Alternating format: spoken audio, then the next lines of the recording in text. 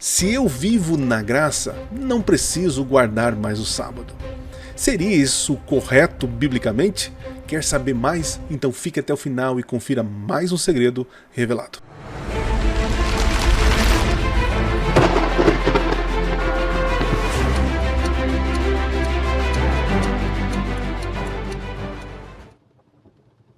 Olá, seja bem-vindo a mais um vídeo do canal Minuto Profético. Quero dizer para vocês que nós estamos avançando na nossa produção sobre as 7 cartas do Apocalipse e vamos terminar, se Deus quiser, a série das trombetas. Para você que nos acompanha, sabe que já gravei vários vídeos sobre esse assunto, tá aqui, você pode acompanhar a nossa série, né? E claro, assistir os nossos últimos vídeos aqui do canal, beleza? Hoje eu quero responder essa pergunta muito importante que chegou lá no Instagram. Além dela, há umas outras também. Tá? Se você quer fazer pergunta, segue a gente lá no @Cicilio7, manda sua perguntinha. Quando eu abro a caixinha do Instagram lá de perguntas, você pode fazer a sua pergunta, tá bom? Então vamos tentar entender essa questão de graça, pode, não pode, né? Com relação ao sábado. E a pergunta é o seguinte: se eu vivo na graça, não preciso guardar o sábado? Veja, as pessoas pensam o seguinte, que uma vez que você aceita Jesus como Senhor e Salvador e que Ele morreu na cruz por você, tá pago, tá tudo certo, uma vez salvo, salvo para sempre, né? Não acredito nisso. A salvação vem unicamente pela fé, pela graça, é verdade, tá tudo certo. Mas uma vez que você é salvo em Jesus, a tua vida é um processo de santificação, é de abandono do pecado. Não quer dizer que você não vai pecar, mas você vai escorregar, né? E há uma luta, né? Há uma luta de purificação. É uma luta em que o Espírito Santo vai trabalhando no teu coração para mudar o teu caráter. E existe uma norma, um padrão de vida que Deus quer que seus filhos vivam. Dentre eles está os 10 mandamentos. Né? Paulo, no capítulo 6 de Romanos, diz assim, ó: que diremos então? Continuaremos no pecado para que a graça aumente ainda mais? De modo nenhum.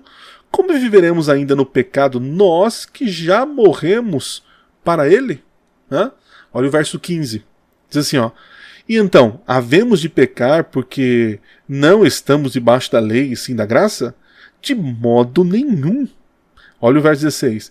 Será que vocês não sabem que, ao que se oferecem como servos para a obediência, vocês são servos daquele a quem obedecem?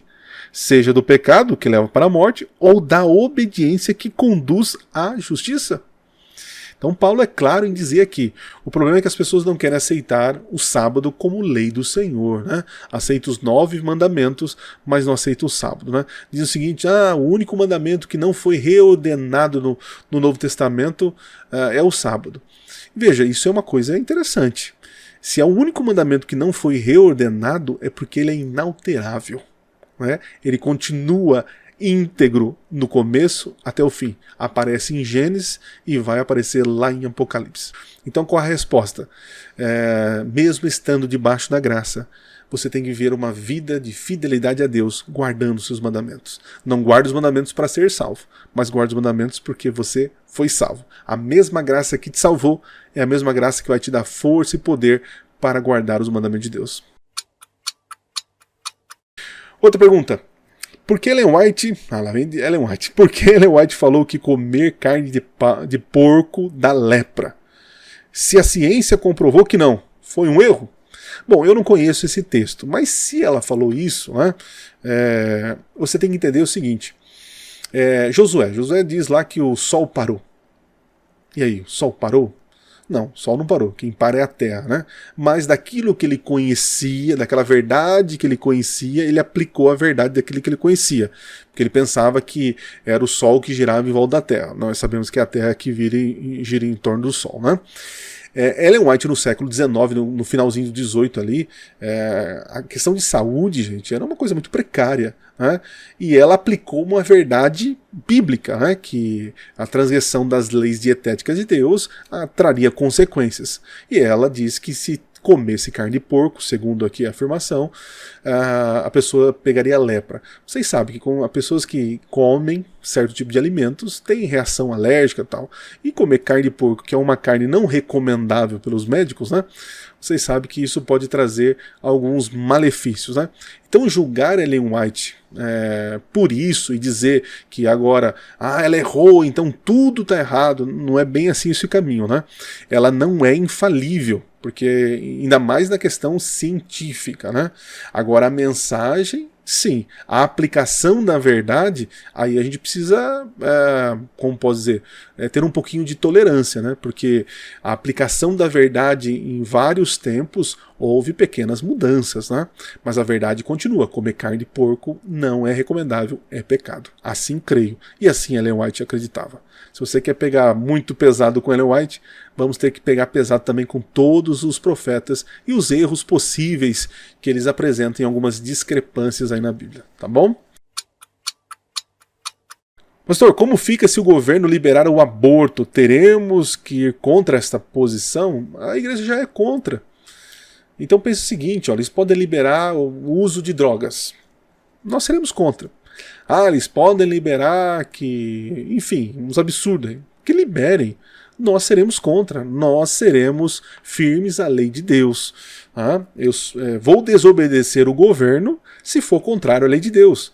Inclusive, nós adventistas cremos que nesse contexto de desobediência social, né, e obediência à lei de Deus, está ali a questão do selo de Deus e a marca da besta. Chegará um momento em que os homens ou nos obrigarão a transgredir a lei de Deus. Nesse momento eu serei um desobediente social, um rebelde da sociedade, porque prefiro guardar a lei de Deus do que guardar a lei do homem. Tá? Enquanto a lei do homem não fere meus princípios, está tudo certo. Mas a partir do momento que ferir minha consciência religiosa, isso eu serei um desobediente humano. Continuando aqui, perguntinha 4 aqui, ó. Por que a igreja adventista diz ser a única verdadeira? Quer dizer que as outras são mentirosas? Essa expressão única verdadeira traz realmente alguns conflitos e problemas, né? Então quer dizer que eu tenho a verdade, você é mentiroso, e o filho do diabo é mentiroso, o pai da mentira, aquela coisa toda, né? Mas veja, nós cremos que a igreja adventista ela é verdadeira porque ela prega aquilo que está na Bíblia. Mas as outras pregam também, ok. Mas nós cremos que o escopo doutrinário nosso ele é mais amplo que as outras, né? Existem pessoas sinceras praticando erros lá fora? Sim. Existem pessoas sinceras praticando os erros dentro da igreja adventista? Sim. Não é a placa de igreja que vai salvar, mas é a sua entrega ao Senhor Jesus. Muitos que hoje estão vivendo a sua luz com a sua sinceridade, Deus vai trazer mais luz. Né? A igreja adventista ela é levantada como o povo do serviço dos últimos dias, onde nós temos 3 mensagens angélicas que confrontam as mentiras desse mundo. Né? Então dizer que a igreja adventista é a única verdadeira, a gente tem que abrir um parênteses nisso. É a única verdadeira bíblica, porque prega a mensagem bíblica toda. Mas a igreja batista é verdadeira em si? É verdadeira. Quem sou eu para julgar? Né? Mas o que ela ensina tem alguma coisa errada? Eu creio que sim. Né? E assim sendo, temos igrejas diferentes uma das outras. Cada um tem o seu segmento. Eu não posso dizer que a igreja adventista é mentirosa. Então, porque eu creio que a igreja adventista prega a verdade, né? Por isso que sou pastor adventista, não sou pastor luterano, não sou pastor assembleiano, sou pastor da igreja adventista, né? Então, assim, nós não somos exclusivistas. Não é porque nós acreditamos que temos uma verdade completa, as outras igrejas não salvam. Isso é mentira. As outras igrejas salvam porque pregam Jesus e Jesus salva. Agora, haverá um momento em que todas essas igrejas, ou melhor, todos esses sinceros de todas as igrejas se reunirá. Isso é profético, é bíblico. Todas então vão para a igreja adventista? Não, não é isso que a gente fala. Todos se voltarão para a adoração verdadeira, guardarão toda a lei de Deus, serão fiéis no Senhor em tudo, ok? Nós cremos nisso, né? Não cremos que todos que vão para o céu têm que ser adventistas. Isso é uma bobeira, tá? Continuando. O que significa dizer que a Igreja Adventista é o remanescente? Eu não vou responder muito essa pergunta porque eu quero preparar algo mais profundo nos próximos vídeos, né? Mas a Igreja Adventista, ela entende que o grupo remanescente dos últimos dias tem algumas características, de Apocalipse capítulo 12, capítulo 14, capítulo 19, né? A Igreja Adventista, ela contém essas características. Como eu disse anteriormente, é o povo do serviço.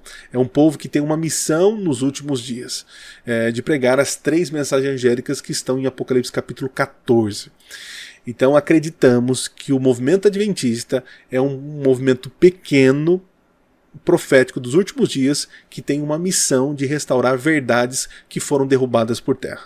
Dentre elas, a mortalidade da alma, a guarda do 4º mandamento, né? O verdadeiro dom de profecia, entende? Então são características que nós acreditamos que a Igreja Adventista cumpre dentro da profecia bíblica. Beleza? Em Apocalipse 13 diz que a besta da terra fará descer fogo do céu. Teria isso alguma relação com a Terceira Guerra Mundial? Já ouvi muito sobre isso, viu?